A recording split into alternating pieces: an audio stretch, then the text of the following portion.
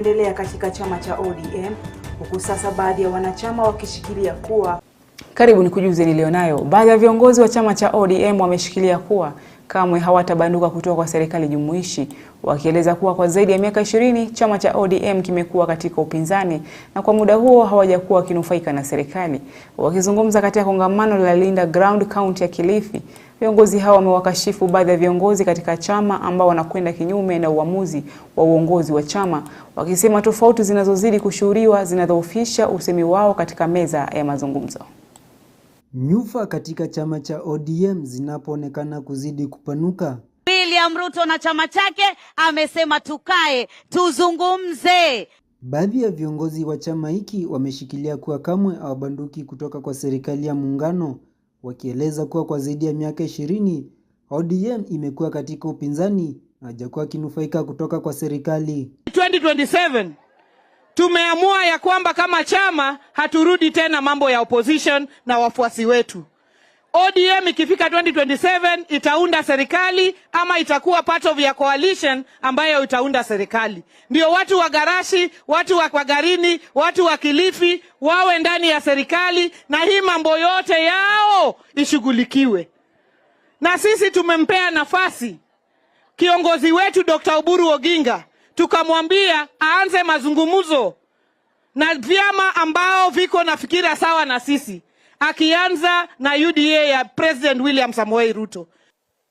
There are people who take pride in being in the opposition because of self-esteem. Anataka aonekane amepiga kifua. Miaka 35 mimi nilikuwa katika vuguvugu, mimi ndio nimeleta katiba mpya, mimi ndio nimeleta sijima nini. Umefanya yote, wapi serikali? Wapi serikali? Wakiahidi kuwa katika uchaguzi mkuu wa mwaka ujao chama hiki kitaunda serikali na watajadiliana na vyama vingine ili wawe na muungano ulio na nguvu, wakikipa chama cha UDA kipaumbele. Sisi tunataka tukae chini na chama cha UDA kwanza. Baada ya hiyo ndio tuongee na vyama vingine. Na tunataka kuongea juu ya UDA kuhusu mambo ya nchi. Tunataka kuongea na hawa mambo ya devolution. Tunataka kuongea hawa mambo ya haki ya wananchi. Tunataka kuongea na hawa mambo ya kuleta pesa kwa mfuko ya wananchi. Tunataka kuongea na hawa juu ya kuleta ubora katika maisha ya wananchi. Baada hiyo ndio tutatengeneza serikali. Mnakubaliana ya kuwa tutazungumza na yoyote, lakini watu ambao kwamba walikuwa ni wa kabila hiyo hatuwezi kubaliana na wao, si ndio? Hata hivyo wamewakashifu baadhi ya viongozi chamani ambao wanakwenda kinyume na kiongozi wao Daktari Oburu Odinga, wakisema tofauti zinazozidi kushuhudiwa zinadhoofisha usemi wao katika meza mazungumzo. Najua katika ODM baba alituacha, lakini baba ya kutuacha chama kiliketi chini kikasema sasa kiongozi wetu ni Oburu Odinga, na wale ambao wanajaribu kuonesha madharau kwa Oburu Odinga, mimi naona hawa ni wakora, kwa sababu tofauti ya Oburu Odinga na baba ni watoto wale wanafuatana. Hatutakubali kamwe ile nyumba vile tulikuwa tunatembea pamoja kutoka Pwani, Northeastern, Nyanza, Western, unapata ni ODM. Ukienda kwa mazungumuzo uko na uzito ya kutosha. Hii mazungumuzo ambayo tunasema saa hii. Wamezungumza haya katika kongamano la Linda Ground kaunti ya Kilifi. Isaac Musyoka, Undugu TV. Baadhi ya viongozi wa chama cha UDA kutoka kaunti za Tharaka Nithi na Meru wametangaza kuwa wako tayari kulinda wadhifa wa naibu wa rais katika uchaguzi mkuu wa mwaka 2027. Viongozi hao wakiongozwa na gavana wa kaunti ya Tharaka Nithi Muthomi Njuki wamesisitiza kuwa hawatakubali nafasi hiyo kukabidhiwa kwa mrengo wa ODM. Gavana huyo amesema kulingana na nafasi hiyo kutaimarisha ushawishi wa eneo hilo na kuhakikisha kuwa miradi ya maendeleo inaendelea kudhihirika. We are very perturbed and concerned by the demands of ODM that the basic irreducible minimum that they want from the broad-based government is a seat of the deputy president. Na sisi watu wa pande hii we are saying that is a seat that is not negotiable.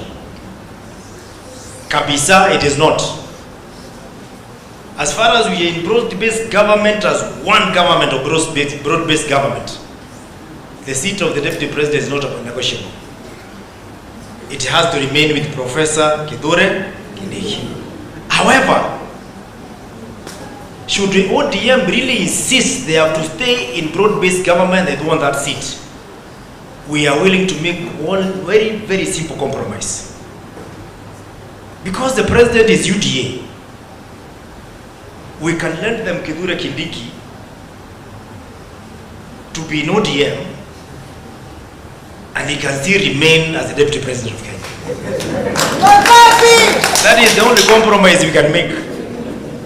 Because it is one government of broad-based government. We can give them Kithure Kindiki to be on that side, but wakiwa deputy president.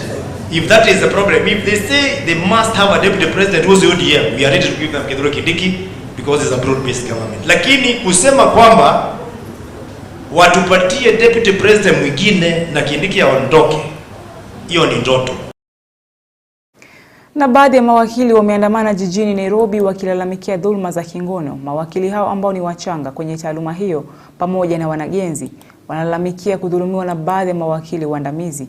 Wanasema kuwa hawawezi kukaa kimya ili hali wanapata ugumu wa kufanya kazi zao. Aidha, wanakitaka chama cha wanasheria nchini kuwalinda kutokana na unyanyasaji wa kingono, wakidai kuwa licha kuwasilisha malalamishi, LSK imewapuuza waathiriwa.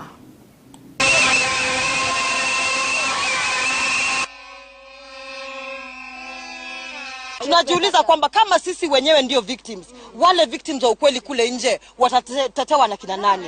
Tuko na shida nyingi sana katika profession yetu, lakini shida kuu ni kwamba wakati ambapo unaripoti, tuko na kitu kinaitwa sexual harassment policy. Lakini mbona wale victims ambao wanaenda LSK kucomplain wanafanyiwa hata makazi yao inakuwa sasa ni ngumu kupata kazi mahali popote? Sisi kama mawakili tunasema kwamba sasa hivi tumeacha uoga, hatutaogopa mtu na tumechoka. We reject a profession where power is abused. We reject.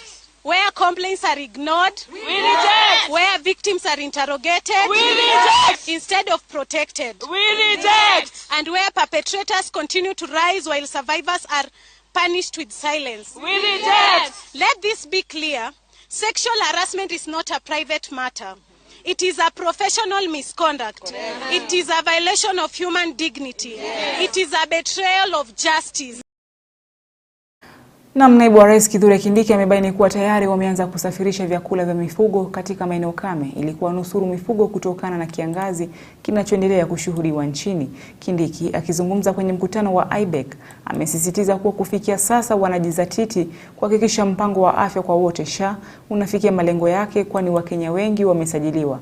Mwenyekiti wa baraza la magavana Ahmed Abdullahi kwa upande wake amependekeza kuwepo kwa nyongeza ya mgao wa kaunti hasa katika bajeti ya mwaka 2026-2027. Mifugo wengi wanapoendelea kufariki kutokana na ukosefu wa nyasi, serikali ya kitaifa imeanzisha zoezi la kusafirisha vyakula vya mifugo hasa katika maeneo ambayo ukame umekithiri. Naibu wa rais Profesa Kithure Kindiki akisema tayari wametenga hela za kuhakikisha wanakabiliana na ukame ule. We have also secured animal feeds, which was a challenge. We had procurement related problems, but we sorted out last week. And from I think this morning, hay and animal feed will reach the farthest point, which is Mandera. The holding of hay or livestock feed within the county be given priority for offtake by the national government, because that will also inject some liquidity into those counties before purchasing from outside of the county. That will also encourage our local farmers to also continue growing hay. Viongozi hao wakizungumza kwenye kikao cha IBEC, Kindiki amesisitiza kuwa wanajizatiti kuhakikisha kuwa mpango wa afya kwa wote SHA unafikia malengo yake. Waziri wa afya Aden Duale akiwataka magavana kuhakikisha wafanyikazi wa kaunti wamesajiliwa kwenye mpango ule. This program now has reached irreversibility. So we have to perfect it. We cannot reverse this. With all these Kenyans on board, we cannot imagine this program not working. It's not possible.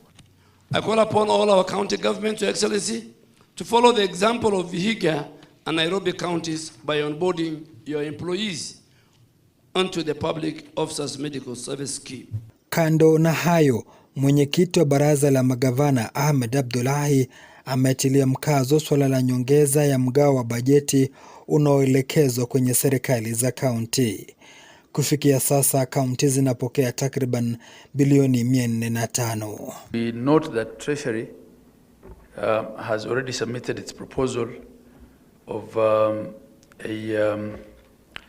an allocation of 420 billion to counties for the fiscal year 26-27 to Cabinet, and that I think was communicated as a communication from Cabinet.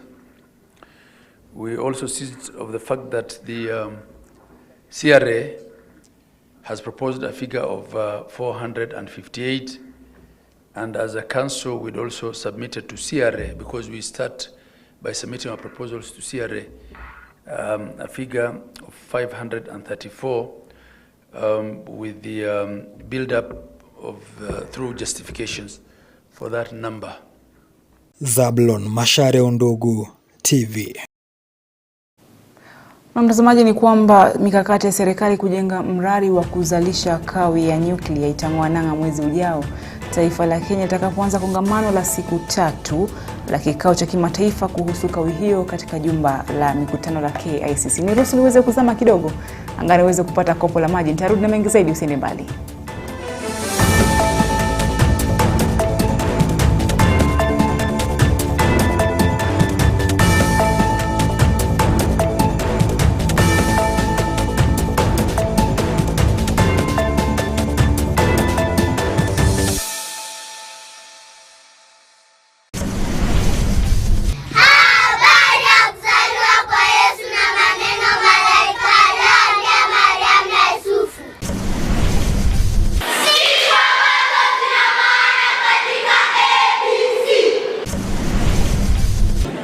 Alimjaribu mtu aone kama atakuwa mtiifu na asiyetenda dhambi na kutenda mema.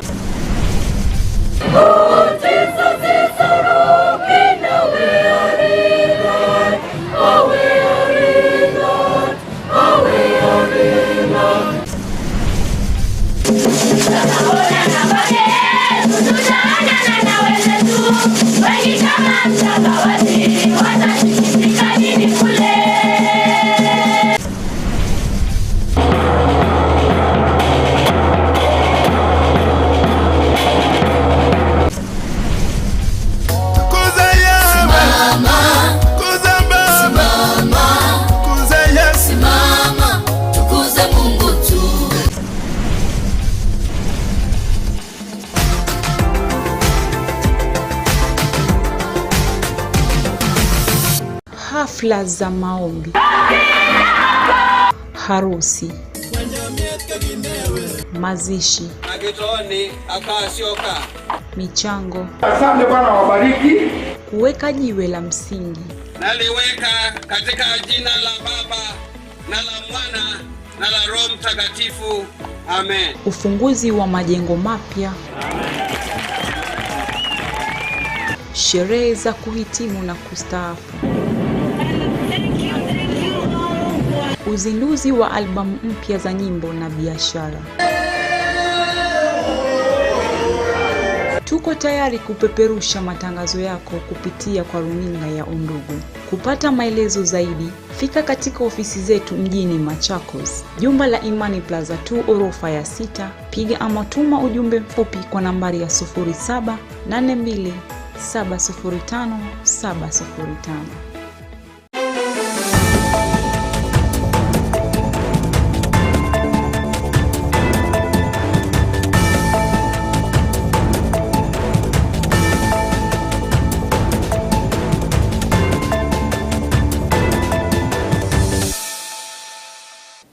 Mtazamaji, nimerejea baada ya pumziko fupi. Karibu nikujuze mengi zaidi niliyosalia nayo. Ulimwengu ukijiandaa kwa kilele cha siku wapendanao hapo kesho, sekta ya ukulima wa maua nchini Kenya imeshuhudia msisimko mkubwa. Kulingana na ripoti mpya, wakati msimu wa Valentine ni kwamba mauzo ya nje yameongezeka kwa 40%. japo nami nakuombea hapo kesho uweze kupata maua yako vile vile. Wadau katika tasnia ya wanahabari wameungana na wenzao ulimwenguni katika kuadhimisha siku ya kimataifa ya redio. Wanahabari kutoka ukanda wa Pwani wakifanya maandamano jijini Mombasa kuhamasisha kuhusu uhuru wa wanahabari. Jijini Nairobi, baraza la wanahabari nchini kwa ushirikiano wa mashirika mbalimbali yakiandaa kongamano kuangazia nafasi ya teknolojia katika utangazaji. Huku wanahabari nchini wakiungana na wenzao ulimwenguni kuadhimisha siku ya redio duniani, waandishi wa habari kutoka eneo la Pwani wamefanya matembezi ili kutoa hamasa kuhusu uhuru wa wanahabari nchini. Tunaelekea mambo ya uchaguzi, kwa hivyo redio itakuwa ni chombo muhimu sana katika kuhamasisha wananchi kuhusu mwelekeo wa vile uchaguzi unafaa kuwa, kuhusu kupiga kura. So naimiza waandishi wa habari wawe makini sana kwa mambo ambayo watakuwa wanaripoti mjini pamoja na mashinani. Kwa hivyo leo tumefika hapa kama kuadhimisha siku yetu. Ningependa kuwarai especially wale waandishi wa redio, mtu asikudharau, sababu redio ina mchango mkubwa sana kule mashinani. Tutumie redio kwa kupitisha habari kama ni peace, security and everything. Wakazi wa kaunti ya Mombasa wakikumbuka mchango wa redio duniani na jinsi teknolojia ilivyobadili mawasiliano na katika taaluma mbalimbali. Hata sasa hii unapata kila pikipiki yote imekuwa redio. So naona kwamba redio imeleta mafanikio mengi kwa upande wa elimu. Unapata kila Saturday radio stations zote ni kama ziko na kipindi ya elimu. Kuona kwamba taaluma hii ya utangazaji ni kweli inaweza mpeleka mbali. Tunavyojua kwamba sasa tuko katika mtaala wa CBE, kuna wanafunzi wa grade 10 ambao wengine katika pathway yao wana hiyo taaluma ya utangazaji. Ndipo sasa tumeamua kujiunga na wenzetu katika siku hili wakapate kuona na kushuhudia kwamba watangazaji pia walipitia shule na wanaendeleza katika taaluma ya utangazaji. Hii naamini kuwa hii ni kimoja kitengo ambacho hakiwezi kufa katika hii dunia. Maana ya sambaza habari, yajulisha watu matokeo ya sasa hata yatakayokuja. Jijini Nairobi, baraza la wanahabari nchini MCK kwa ushirikiano na mashirika mbalimbali waliandaa maadhimisho ya mwaka huu yaliyolenga kuangazia nafasi ya teknolojia, hasa akili mnemba katika kuboresha utangazaji na kuhifadhi sauti za binadamu. Radio and artificial intelligence is not abstract, it's immediate. It's already reshaping our newsrooms, our studios, and our professional conversations. For decades, radio has been Kenya's most accessible and most trusted medium. It reaches where fiber optic cables do not. It speaks where literacy is not guaranteed. It informs where internet connectivity is unreliable. Kikao hicho kiliwaleta pamoja wadau serikalini, vyombo vya habari, mashirika ya kijamii. Radio remains the heartbeat of Kenyan public discourse. It informs, it educates, it mobilizes, and in times of crisis, it stabilizes. Its strength has always been its simplicity. Na wakazi wa kaunti ya Samburu wamepinga pendekezo la kuuza hisa za Safaricom, wakidai kuwa hawana uhakika kuwa pesa hizo zitatumika kwa maendeleo wakati zitatolewa kama ilivyodaiwa na serikali, hasa wakati huu taifa linaelekea kwenye uchaguzi mkuu, wakidai kuwa pesa hizo zinaweza kutumika kufanya kampeni. Aidha, wakazi wa kaunti ya Kajiado wameonekana kuunga mkono uuzaji wa hisa hizo, wakisema kuwa uuzaji huo utanufaisha taifa la Kenya na kuliondoa kwenye lindi la madeni. Are we going to sell in future to fund government projects if every day we are selling government assets? Then number 4, has the government explored all other possible funding mechanisms so that this is the only option to fund the project? Ningeomba ya kwamba kabla tupitishe uzaji wa share hizi, kuna watu ambao walikula pesa ya NYS, kuna watu walikula ya Eurobond, kuna watu tunajua ya kwamba saizi wanajulikana na corruption. Kabla tuwakubalishe kuuza hizi shares, tafadhali ambia serikali iweze kufunga wale waliokula pesa ya wananchi. We are just days to the election. Na tunajua vile Wakenya wako. Hiyo ni kawaida. Hii pesa inaweza patikana na ikuwe ndio itapiga campaign ya 2027. Sasa sisi kama mwananchi tutabaki wapi? Hiyo Safaricom iuswe ndio sisi wananchi wa Kenya mzima tuwe tupate barabara, tupate maji, tupate hospitali na tuache kukopa deni ya kila siku kwa sababu deni inaumiza kila mtu. This is part of raising resources for infrastructure so that our country do not go and kneel down and beg IMF, World Bank and other institutions to ask for money to develop their country. Sasa vile hii nchi yetu iko, hatuna nafasi ya kuboro. Hakuna nafasi ya kuboro kwa sababu public debt yetu imekuwa, deni ya kitaifa imekuwa kubwa sana. Kwa hivyo sisi tumewaletea haya mapendekezo kama yalivyo. Sio kwamba tunasema sisi ni hivyo tumesema. Sisi mawazo yetu tutayatoa baada ya nyinyi mkitupatia mawazo yenu pale bungeni.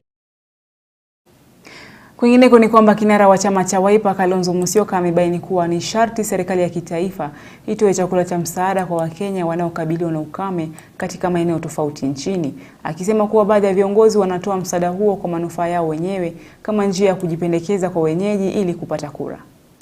Viongozi wa upinzani wameendelea kuikashifu serikali ya kitaifa kwa kufumbia macho makali ya baa la njaa linaloendelea kushuhudiwa kaskazini mashariki mwa Kenya kufuatia ukame ambao pia umeathiri maeneo mengine nchini. Kinara wa chama cha Wiper Party Front Kalonzo Musyoka akizungumza alipowasili nchini kutoka Marekani ameitaka serikali kutangaza ukame huo kama janga la kitaifa, akibaini kuwa hatua hiyo itatoa nafasi kwa mashirika ya kitaifa kutoa msaada wao katika kukabiliana na ukame huo. We declare that what is happening in northern Kenya and in a lot of parts in eastern Kenya amounts to national disaster. Kuna njaa, watu hawana maji, na nasikia kwamba wengine wanaenda kupatia watu chakula kuambia sema 2 term. Aibu. Hiyo ni aibu. Watu wetu wana haki kupatiwa usaidizi na serikali na sio kupatiwa with any conditions. So we're going to work with our partners tuone vile tunaweza kusaidia watu wetu huko Mandera, watu wa Garissa, watu wa Wajir, watu wa hapa Ukambani, wote wana njaa zaidi kuelekea huko upande wa Taita. Kando na hayo, Kalonzo ameeleza wasiwasi kuhusu hatua ya serikali kuwapeleka baadhi ya Wakenya katika mataifa ya kigeni kusaka ajira na kisha baadaye kukumbwa na masaibu, huku baadhi wakipoteza maisha yao. Usemi huu ukijia wakati ambao kumekuwepo na gumzo kuwa baadhi ya Wakenya wanapelekwa katika taifa la Urusi kwenye vita baina ya Urusi na Ukraine. They are very concerned about slave labor, which this administration has been fostering. Very concerned. Kuna mtu alifanya expose kubwa from New York. I think it was what publication is up? I think it is not Newsweek.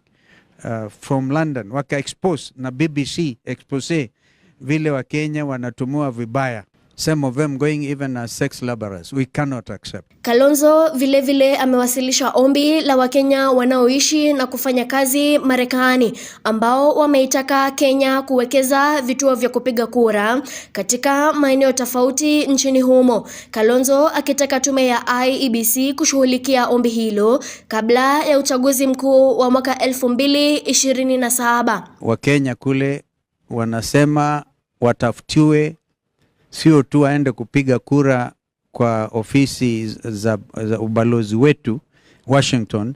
We promise them as much that we will not leave them behind.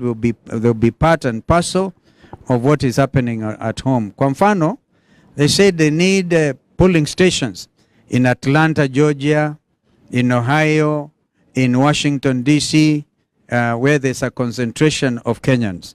And this one, of course, this one we are giving over. Tunaambia watu wa IBC warekebisha mara moja. Mary Kialo, Undugu TV.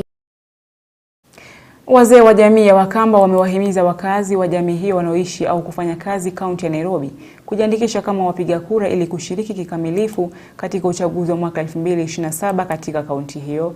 Wazee hao kutoka koo 22 za jamii ya Wakamba wamebaini kuwa jamii ya Wakamba ikijitokeza kwa wingi kupiga kura, kaunti ya Nairobi itaongeza sauti yake katika ugawi wa rasilimali za kaunti hiyo.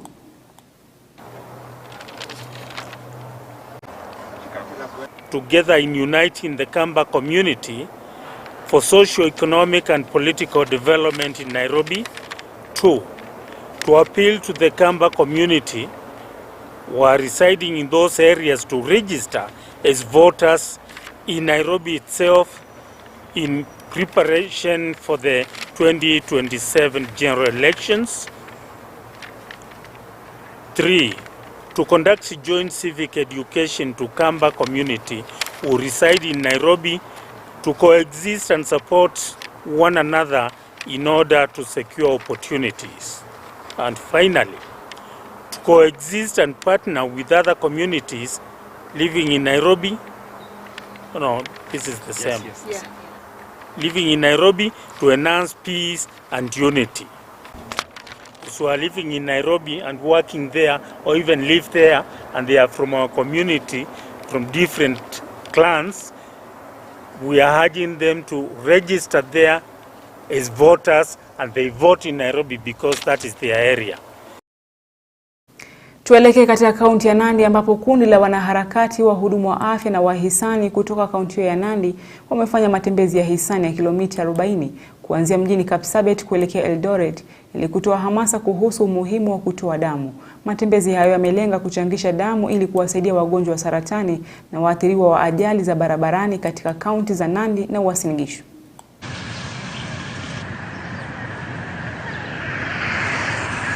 Kenyans to voluntarily donate blood in every blood bank so that we can save these lives. One donation will save a life, and if it is for children, you will save 4 children. For us, this one will not just be a walk. We'll be walking to support our friends, our relatives, those ones who are survivors, and those ones who are still fighting in different hospitals. And oftentimes we run short of supplies, not because we lack capacity, but the willingness of the population to donate blood. The county government of Nandi has in place infrastructure to store, to process blood into various components. But the limiting step is when we lack donors. Responsibility of each and every Kenyan to sacrifice to help these cancer patients, as blood donation is mainly needed to by those people who are under emergency care and those that require continuous medical assistance.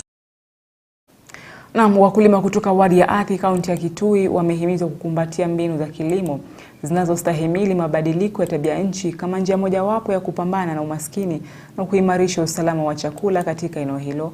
Akizungumza katika wadi ya Ikudha, afisa wa kilimo kutoka shirika la NCCK Monica Mutua amewasisitizia wakulima kufuata kwa dhati maelekezo ya kitaalam kutoka kwa wakufunzi ili kuhakikisha wanapata mavuno bora licha ya changamoto za mvua.